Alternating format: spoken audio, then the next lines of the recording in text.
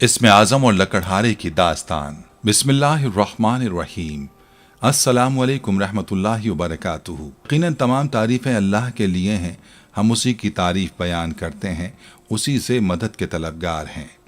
मैं गवाही देता हूँ कि अल्लाह के सिवा कोई भी माबूद बरहक नहीं, वो तन्हा है, उसका कोई शरीक नहीं, और मोहम्मद सल्लल्लाहु अलैहि वसल्लम अल्लाह के बंदे और उसके रसूल हैं। नाज़रीन, आज की इस वीडियो में हम आपको बताएंगे कि इसमें आज़म क्या है, इसके फ़ज़ाइल के मुताल्लिक अहादीस मुबारका और असलाफ़ के अक़वाल भी आपको बताएंगे। इसमें आज़म से मुताल्लिक एक लकड़हारे का ईमान अफरोज़ वाक़या भी आपको सुनाएंगे। इसके अलावा इसमें आज़म से मुताल्लिक मुख्तलिफ़ लोगों के मुशाहिदात का तज़किरा भी आपके साथ करेंगे।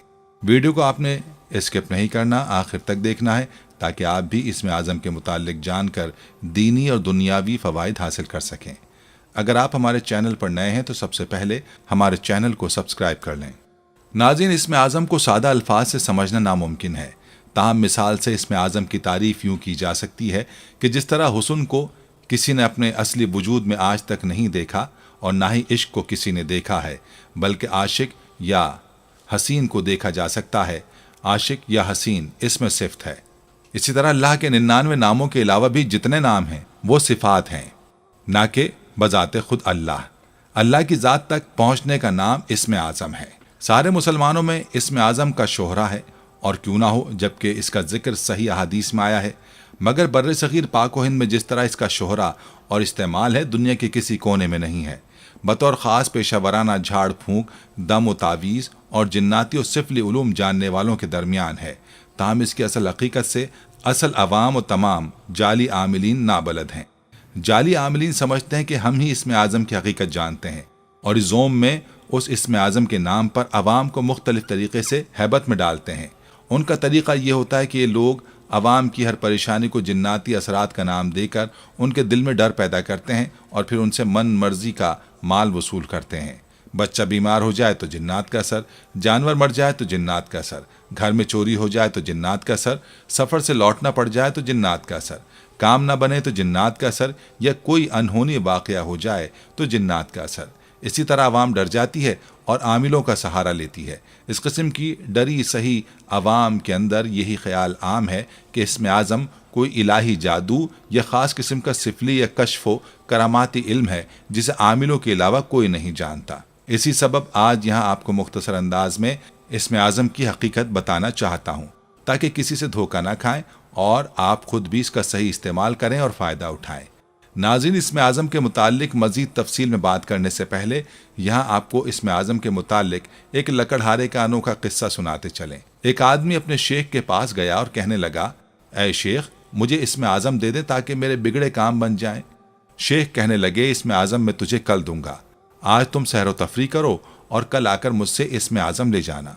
वो बड़ा खुश हुआ, और जब वो सैर व तफरी करने लगा तो उसने देखा कि एक बूढ़ा लकड़हारा लकड़ियां काट कर अपनी कमर पर लाद कर ला रहा है। वो देख रहा था कि ये बूढ़ा आदमी है, मुश्किल से लकड़ियां काट कर ला रहा है।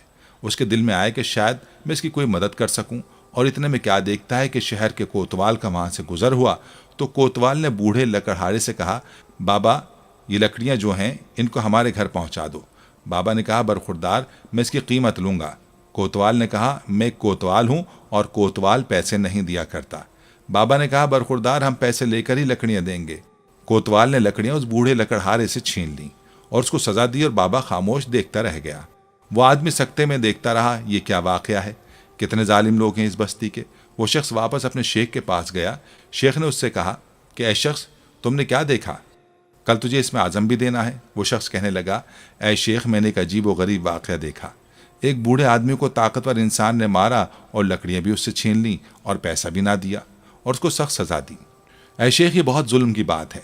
उसकी शेख ने कहा, ऐ शख्स, अगर तुम्हारे पास इसमें आज़म होता तो तुम उसका क्या करते। उस आदमी ने कहा, ऐ शेख, कम अज़ कम ये जुल्म ना होने देता। उस पर शेख ने कहका लगाया और बोला, ऐ शख्स, मुझे इसमें आज़म उस बूढ़े लकड़हारे से मिला है और वो मेरा पीर है। उस पर आदमी ने हैरान होकर कहा, तो वो बूढ़ा लोगों को इसमें आज़म देता है और ख़ुद इतनी बर्दाश्त रखता है कि मार खा ली मगर उस वक्त इसमें आज़म इस्तेमाल नहीं किया। उस पर शेख ने कहा, ऐ शख्स, तुम्हारे पास अगर इसमें आज़म हो तो तुम शाम से पहले उसको बेच आओगे, یعنی اپنی خواہشات پوری کرتے کرتے اسم اعظم کا چراغ گل کر دو گے۔ اے شخص، اسم اعظم جن کے پاس ہوتا ہے ان کے پاس ظرف ہوتا ہے جن کی دعائیں منظور ہوتی ہیں، اور وہ بار بار دعائیں نہیں کرتے، اور جب دعا کرتے ہیں تو زمانے بدل جاتے ہیں۔ یعنی کہ اسم اعظم کا علم ایسا ہے جو ہر انسان کو میسر نہیں، کیونکہ ہر انسان اس کی قدر و قیمت نہیں سمجھ سکتا۔ اس کے متعلق مزید بات کرنے سے پہلے یہاں آپ کو اسم اعظم سے متعلق کچھ احادیث سناتے چلیں۔ بریدہ اسلمی رضی اللہ عنہ سے روایت ہے کہ نبی اکرم صلی اللہ علیہ وآلہ وسلم نے ایک شخص کو ان کلمات کے ساتھ دعا کرتے ہوئے سنا تو فرمایا، قسم اس رب کی جس کے قبضے میں میری جان ہے۔ اس شخص نے اللہ سے اس کے اسم اعظم کے وسیلے سے مانگا ہے کہ جب بھی اس کے ذریعے دعا کی گئی ہے اس نے وہ دعا قبول کی ہے، اور جب بھی اس کے ذریعے کوئی چیز مانگی ہے اس نے دی ہے۔ ایک دوسری جگہ پر حضرت انس بن مالک رضی اللہ تعالی عنہ بیان کرتے ہیں کہ میں رسول اللہ صلی اللہ علیہ وآلہ وسلم کے ساتھ بیٹھا تھا اور ایک آدمی کھڑا نماز پڑھ رہا تھا۔ جب اس نے رکوع اور سجدہ کر لیا اور تشہد بھی پڑھ لیا تو اس نے دعا کی اور اپنی دعا میں کہا، اے اللہ، میں تجھ سے سوال کرتا ہوں اس بنا پہ کہ تیرے لیے ہی تعریف ہے، تیرے سوا کوئی حقیقی معبود نہیں، تو بہت احسان کرنے والا ہے، آسمانوں اور زمینوں کا بلا مادہ پیدا کرنے والا ہے۔ اے بزرگی و عزت والے، اے زندہ و جاوید، اے سب کو قائم رکھنے والے، بے شک میں تجھ سے سوال کرتا ہوں۔ نبی صلی اللہ علیہ وآلہ وسلم نے اپنے صحابہ سے فرمایا، تم جانتے ہو اس نے کن لفظوں سے دعا کی ہے؟ انہوں نے کہا، اللہ تعالیٰ اور اس کا رسول بخوبی جانتے ہیں۔ آپ نے فرمایا، اس ذات کی قسم جس کے ہاتھ میں میری جان ہے، اس نے اللہ تعالیٰ کے اس اسم اعظم کے ساتھ دعا کی ہے کہ جب اس کے ساتھ پکارا جائے تو وہ ضرور جواب دیتا ہے، اور جب اس کے ساتھ مانگا جائے تو ضرور عطا فرماتا ہے۔ احادیث نبوی کے بعد اسم اعظم سے متعلق کچھ اسلاف کے اقوال بھی آپ کو بتاتے چلیں۔ محمد بن حسن رحمہ اللہ حضرت امام ابو حنیفہ رحمہ اللہ سے روایت کرتے ہیں کہ اسم اعظم اللہ ہے۔ کیا دیکھتے نہیں کہ رحمان رحمت سے مشتق ہے، رب ربوبیت سے مشتق ہے، جبکہ اللہ کسی سے مشتق نہیں۔ ابن مبارک رحمہ اللہ فرماتے ہیں کہ اسم اعظم اللہ ہے کیونکہ اللہ تعالیٰ کے دوسرے تمام اسما اس کی طرف مضاف ہوتے ہیں، مگر اللہ کی ان کی طرف اضافت نہیں کی جاتی۔ اور حضرت علی کرم اللہ وجہہ سے مروی ہے کہ اسم اعظم یا ظاہر ہے، اور حضرت ابن عباس رضی اللہ عنہ سے روایت ہے کہ وہ یا حیو یا قیوم ہے۔ حافظ ابو القاسم سہیلی رحمہ اللہ فرماتے ہیں کہ اللہ تعالیٰ کے 99 نام سب کے سب لفظ اللہ کے تابع ہیں، جس کے ساتھ مل کر پورے 100 ہو جاتے ہیں، اور جنت کے درجات بھی 100 ہیں۔ چنانچہ صحیح حدیث میں ہے کہ جنت کے درجے 100 ہیں، اور ہر 2 درجوں کے درمیان 500 سال کی مسافت ہے۔ اور اسماء حسنہ کے بارے میں فرمایا کہ جو شخص انہیں یاد کرے وہ جنت میں داخل ہوگا۔ معلوم ہوا کہ اسماء کی تعداد جنت کے درجوں کے برابر ہے۔ اللہ کے اسم اعظم ہونے کی دلیل ہے کہ باقی تمام اسماء اس کی طرف مضاف ہوتے ہیں۔ چنانچہ کہتے ہیں کہ اللہ کا نام عزیز ہے، یوں نہیں کہتے کہ اللہ نام ہے عزیز کا۔ اور فہری کہتے ہیں کہ اللہ تعالیٰ نے فرمایا، وَلِلَّهِ الْأَسْمَاءُ الْحُسْنَى فَادْعُوهُ بِهَا، یہاں اسماء کو عام کیا اور پھر فرمایا قُلِ ادْعُوا اللَّهَ أَوِ ادْعُوا الرَّحْمَنَ۔ اس میں پہلے اسم اعظم کا ذکر کیا اور مخلوق کو ہدایت کی کہ اس نام سے پکاریں۔ یہ اسم خاص اللہ تعالیٰ کا نام ہے، کوئی دوسرا اس سے موسوم نہیں ہو سکتا۔ مخلوق میں سے کسی سرکش شیطان نے بھی اپنے آپ کو اللہ کہلوانے کی جرت نہیں کی۔ فرعون جو اتنا بڑا ظالم و سرکش تھا، اس نے مصر کے قبطیوں سے کہا، انا ربکم الاعلی، جس کی وجہ سے دنیا ہی میں اس پر اور اس کی قوم پر عذاب آیا، مگر اسے بھی یہ طاقت نہ ہوئی کہ انا اللہ کہہ دیتا۔ اللہ تعالیٰ نے اشرار کو بھی اس نام کے دعویٰ کرنے کی جرت نہیں دی۔ یہ وہ نام ہے جس کا ورد مخلوق کی زبان پر جاری کیا اور ہر ایک کو یہی سمجھایا کہ ہمیشہ خدا کا یہی نام لیں، اسی نام کے ساتھ ایمان کو متعلق کیا، اسی کو فریاد خواہوں کی فریاد، مظلوموں اور خوفزدوں کی پناہ بنایا، اور اسی کو عابدوں کی عبادت بنایا۔ جو شخص کسی مصیبت میں پھنس جائے یا کسی بلا کے منہ میں آ جائے تو وہ اسی نام سے خدا کو پکارتا ہے، اور جو بھی بچہ پیدا ہوتا ہے اس کے متعلق پہلا حکم یہی ہے کہ اس کے کان میں یہی نام پکارو، اور مرتے وقت بھی یہی نام یعنی لا الہ الا اللہ ہی کام بناتا ہے۔ اسی نام کو مخلوق اپنے بول چال اور معاملات میں استعمال میں لاتی ہے اور پیش کرتی ہے۔ اسی لیے اللہ تعالیٰ نے یہ گنجائش دے دی کہ جس اسم کے ساتھ تمہارا دل چاہے پکارو، اگر مجھے میرے ذاتی نام سے نہ پکارو تو مجھے میری رحمت اور فضل سے پکارو۔ اسی لیے شیخ واسطی رحمہ اللہ نے فرمایا کہ جو شخص اللہ تعالیٰ کو اس کے کسی نام سے پکارتا ہے تو اس میں اس شخص کا حصہ ہوتا ہے، مگر اسم اللہ کے ساتھ پکارنے میں اس کو کوئی حصہ نہیں ملتا، کیونکہ وحدانیت میں کسی کا کوئی حصہ نہیں ہے۔ اسی لیے اہل علم فرماتے ہیں کہ یہ اسم تعلق کے لیے ہے، تخلق کے لیے نہیں، اور اسی لیے بھی کہ الوہیت مخلوقات کو پیدا کرنے پر قادر ہونے کی وجہ سے ہے، جو کہ اعلیٰ درجے کے کمال کی صفت ہے۔ اکثر علماء اس پر متفق ہیں کہ اللہ تعالیٰ کا اسم اعظم اللہ اور الہ ہے، اور الہ اللہ کا اصل ہے۔ حشام حضرت محمد بن حسن شیبانی رحمہ اللہ سے روایت کرتے ہیں کہ میں نے حضرت امام ابو حنیفہ رحمۃ اللہ علیہ کو فرماتے سنا کہ اسم اعظم اللہ اور الہ ہے، اور صوفیہ کرام میں سے اکثر مشائخ کا بھی یہی اعتقاد ہے، کیونکہ ان کے نزدیک صاحب مقام کے لیے اسم اللہ سے بڑھ کر کوئی ذکر نہیں ہے۔ میں کہتا ہوں اسی لیے حضرت شبلی رحمۃ اللہ علیہ اسم اللہ کے ذکر کی تاکید فرمایا کرتے تھے، اور امام ابو جعفر طحاوی رحمہ اللہ بھی یہی فرماتے ہیں کہ اسم اعظم اللہ ہے۔ حضرت علی کرم اللہ وجہہ کا ارشاد ہے کہ اسم اعظم الف لام میم کاف ہا یا عین صاد ہا میم عین سین قاف وغیرہ ہیں، اور جو شخص ان حروف کو ایک دوسرے کے ساتھ جوڑنا جانتا ہے وہ اسم اعظم سے ناواقف نہیں رہ سکتا۔ اس کا مطلب یہ ہوا کہ حرف مقطعات اسم اعظم ہے، اور بعض نے کہا کہ ارحم الراحمین اسم اعظم ہے۔ اس کی دلیل یہ آیت ہے جو حضرت ایوب علیہ السلام کی طرف سے حکایت ہے۔ حضرت لیث رحمہ اللہ فرماتے ہیں کہ زید بن حارثہ نے طائف جانے کے لیے ایک آدمی کا خچر کرائے پر لیا۔ خچر والے نے شرط لگائی کہ میں جہاں اتاروں گا اترنا پڑے گا۔ راستے میں ایک ویران جگہ میں خچر والے نے اتار دیا، وہاں بہت ساری لاشیں پڑی تھیں۔ خچر والے نے ان کو بھی قتل کرنا چاہا تو آپ نے فرمایا ٹھہرو، مجھے 2 رکعت نماز پڑھ لینے دو۔ اس نے کہا کہ پڑھ لو، تم سے پہلے جو لوگ قتل ہوئے پڑے ہیں انہوں نے بھی پڑھی تھی، مگر انہیں ان کی نماز نے کوئی فائدہ نہیں دیا۔ زید کہتے ہیں کہ جب میں نماز سے فارغ ہوا تو وہ مجھے قتل کرنے کے لیے آگے بڑھا تو میں نے کہا یا ارحم الراحمین، تو فوراً ایک آواز آئی کہ اسے قتل نہ کر۔ خچر والے نے ادھر ادھر دیکھا تو اسے کوئی نظر نہ آیا۔ وہ دوبارہ میری طرف بڑھا تو اس وقت ایک سوار ہاتھ میں خنجر لیے آتا ہوا نظر آیا، اس نے خچر والے کو قتل کر دیا۔ بعض کہتے ہیں کہ لا الہ الا انت سبحانک انی کنت من الظالمین اسم اعظم ہے، کیونکہ حضرت یونس علیہ السلام نے مچھلی کے پیٹ میں اسی کو پڑھا تھا، تو اللہ تعالیٰ نے ان کی دعا قبول کر لی۔ اور حضرت سعد بن ابی وقاص رضی اللہ تعالیٰ عنہ نے ابن السنی نے نقل کیا ہے کہ میں نے رسول اللہ صلی اللہ علیہ وآلہ وسلم کو فرماتے ہوئے سنا کہ میں ایک ایسا کلمہ جانتا ہوں جس کے پڑھنے سے مصیبت زدہ کی مصیبت ٹل جاتی ہے۔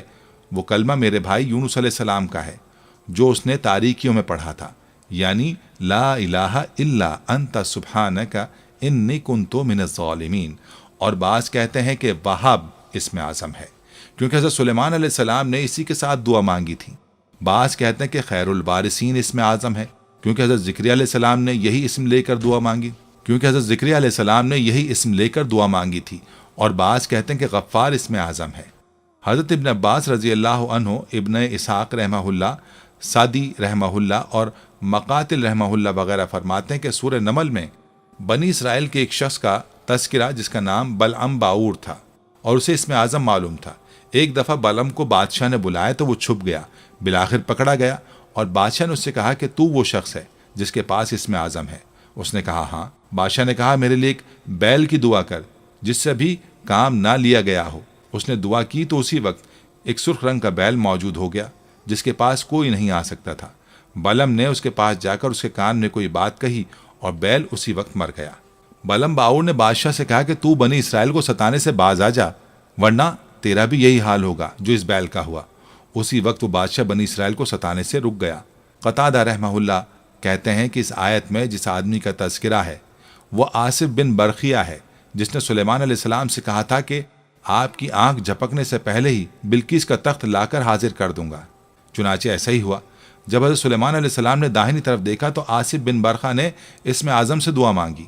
اللہ تعالیٰ کے حکم سے فرشتے تخت اٹھا کر زمین کو چیرتے ہوئے لے آئے اور زمین حضرت سلیمان علیہ السلام کے آگے سے پھٹ گئی اور تخت حاضر ہو گیا۔ حضرت عائشہ رضی اللہ عنہا روایت فرماتی ہیں کہ رسول اللہ صلی اللہ علیہ وآلہ وسلم نے فرمایا کہ آصف بن برخیہ نے جس اسم اعظم سے دعا مانگی تھی وہ یا حی یا قیوم تھا۔ اسی طرح مفسرین کرام فرماتے ہیں کہ ہاروت و ماروت دونوں دن بھر لوگوں کے فیصلے کیا کرتے تھے اور شام کے وقت اسم اعظم پڑھ کر آسمان پر چڑھ جاتے تھے۔ ایک دن زہرہ کا مقدمہ آ گیا جو شہر بھر کی عورتوں میں زیادہ حسین تھی اور ملک فارس کی شہزادی تھی۔ وہ دیکھتے ہی اس پر فریفتہ ہو گئے اور اس کو مباشرت کے لیے کہا۔ اس نے انکار کیا اور کہا جب تک تم مجھے اسم اعظم نہیں بتلاؤ گے تمہارا کام نہ ہوگا۔ انہوں نے کہا اسم اعظم بسم اللہ اللہ اکبر ہے۔ وہ اسے پڑھ کر آسمان کی طرف چڑھ گئی اور وہاں جا کر خدا کے حکم سے ستارہ بن گئی۔ اور اکثر اہل علم یہی فرماتے ہیں کہ بابل میں ان دو فرشتوں پر اسم اعظم جس کے ذریعے زہرہ آسمان پر چڑھ گئی، اور دونوں فرشتے بھی غضب الہی نازل ہونے سے پہلے آسمان پر چڑھ جاتے تھے، شیاطین نے بھی ان سے سیکھ کر اپنے دوستوں کو جادو سکھلانا شروع کر دیا۔ حدیث میں ہے کہ ملک الموت اسم اعظم کی دعا ہی سے روح قبض کرتا ہے۔ ان تفصیلات سے معلوم ہوا کہ اسم اعظم صحابہ کرام رضی اللہ تعالی عنہم کے ہاں زبان زد عام تھا، کسی نے اس کا انکار نہیں کیا۔ ہاں اگر اختلاف ہے تو آیت کی تفسیر میں ہے، اور تفسیر میں حضرت عبداللہ بن عباس رضی اللہ عنہ کا قول راجح ہے، کیونکہ رسول اللہ صلی اللہ علیہ وآلہ وسلم نے ان کے سینے پر دست مبارک مار کر فرمایا تھا یا اللہ ابن عباس کو تعویل کا علم عطا کر، اور حضرت ابن عباس رضی اللہ عنہ نے اس آیت کی تفسیر میں اسم اعظم بیان کیا ہے۔ ایک عارف سے سنا کہ ہر دعا مانگنے والے کی اپنی حالت کے مطابق اس کے لیے الگ اسم اعظم ہے جس سے وہ اللہ تعالیٰ سے اپنی حاجت مانگتا ہے، اور قرین قیاس یہی بات ہے کہ ہر ایک کا اسم اعظم اس کے حالات کے موافق الگ ہوتا ہے۔ میرے ایک دوست نے بعض مشائخ کے حوالے سے نقل کیا کہ شیخ محی الدین عربی رحمۃ اللہ علیہ نے فرمایا جو آدمی اپنے نام کے اعداد لے کر اللہ تعالیٰ کا کوئی ایسا اسم تلاش کر لے جس کے اعداد اس کے نام کے اعداد کے برابر ہوں، اگر ایک ایسا اسم نہ مل سکے تو 2 اسم یا 3 اسم یا 4 اسم ایسے تلاش کرے جن کے مجموعے کے اعداد اس کے نام کے اعداد کے برابر ہوں۔ مثلا محمد کے عدد 92 ہیں، اللہ تعالیٰ کے اسماء میں کوئی ایسا نہیں ملتا جس کے عدد 92 ہوں۔ یہ 2 سے مگر اول اور دائم یہ 2 اسم ایسے ہیں جن کے عدد 92 بنتے ہیں۔ اسی طرح حی، وہاب، واجد اور ولی 4 اسم ہیں، ان کے اعداد 92 بنتے ہیں۔ اسی طرح جب وہ اپنے نام کے اعداد کے برابر اعداد والا اسم الہی تلاش کر لے تو پھر پہلے تو اپنے اسم کے اعداد کی تعداد کے برابر سورہ فاتحہ پڑھے، پھر سورہ علم نشرہ اتنی بار پڑھے، اور اس میں الہی ایک ہو یا زیادہ وہ بھی اتنی بار پڑھے اور اس پر مداومت کرے، اور اس کے بعد انہیں اسماء الہیہ سے دعا مانگے۔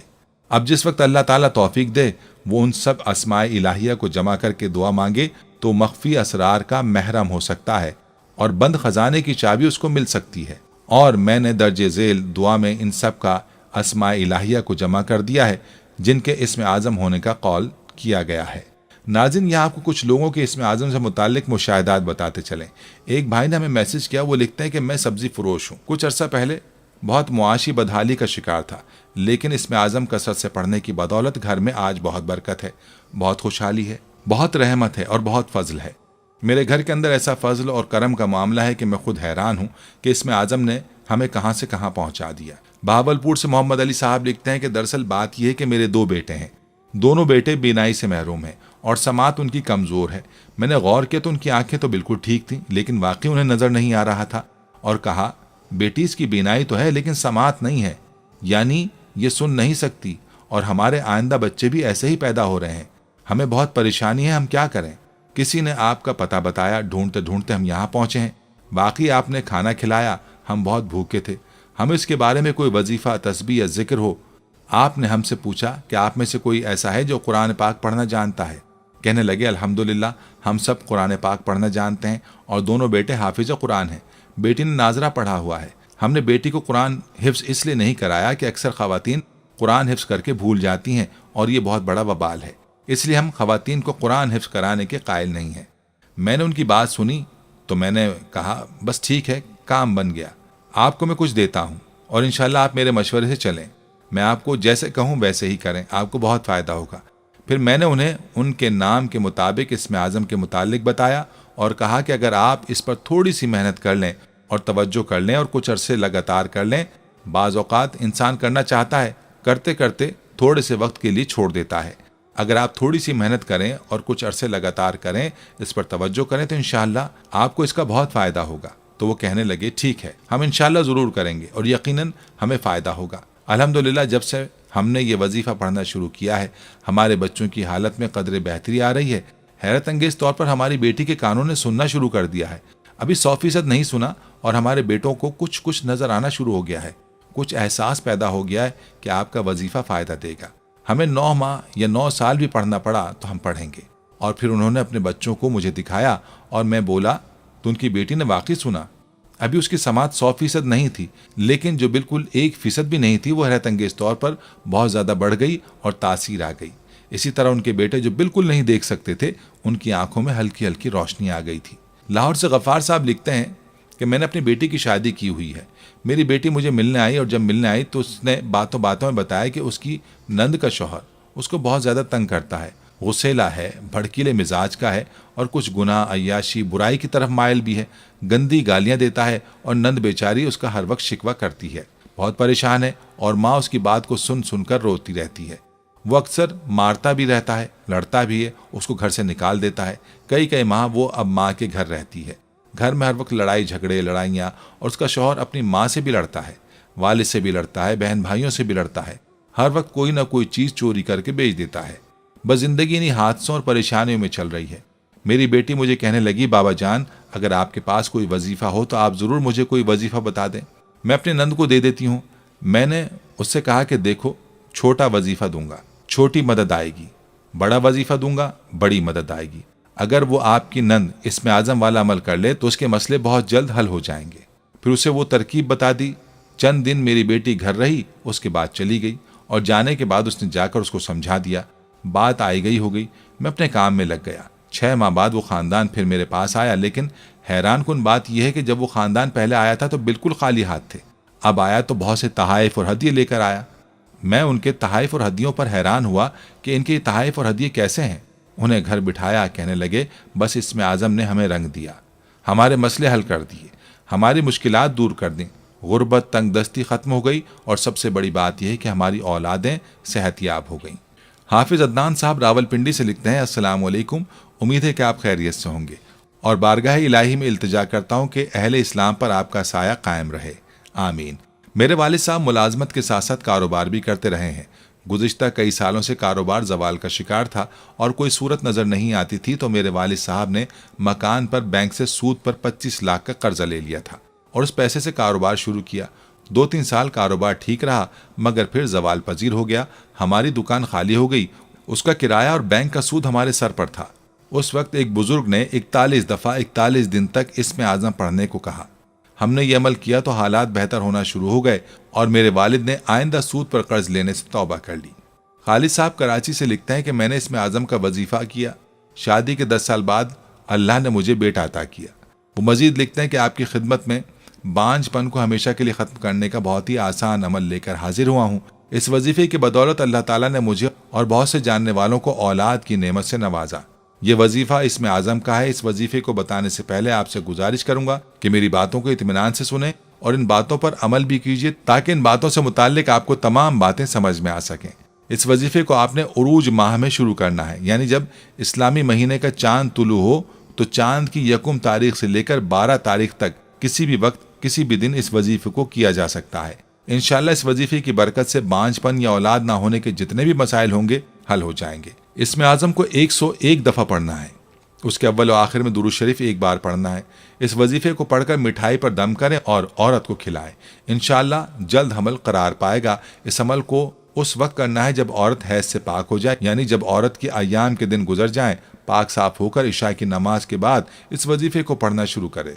दौरान वजीफ़ा किसी से बात भी ना करे। मुकम्मल यकसुई से इस वजीफ़े को पढ़े और मिठाई पर दम करके खाए। इसके बाद अपने शौहर से कुर्बत करे। अल्लाह ने चाहा तो उसी शब हमल करार पाएगा। बहुत ही पावरफुल वजीफ़ा है।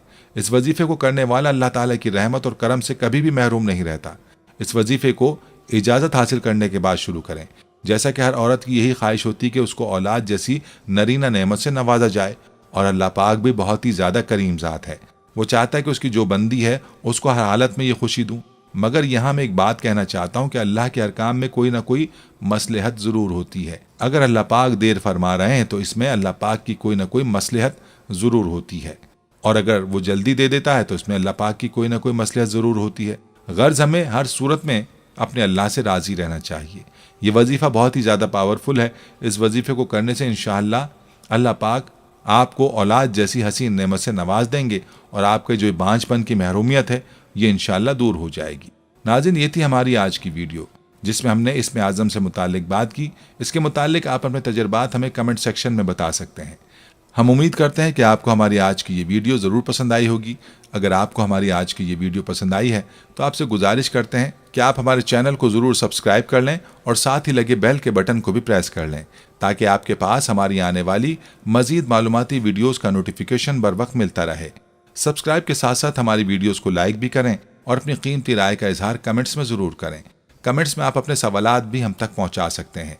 अल्लाह ताला आपको अपने हिफ्ज़-ओ-मान में रखे। आमीन।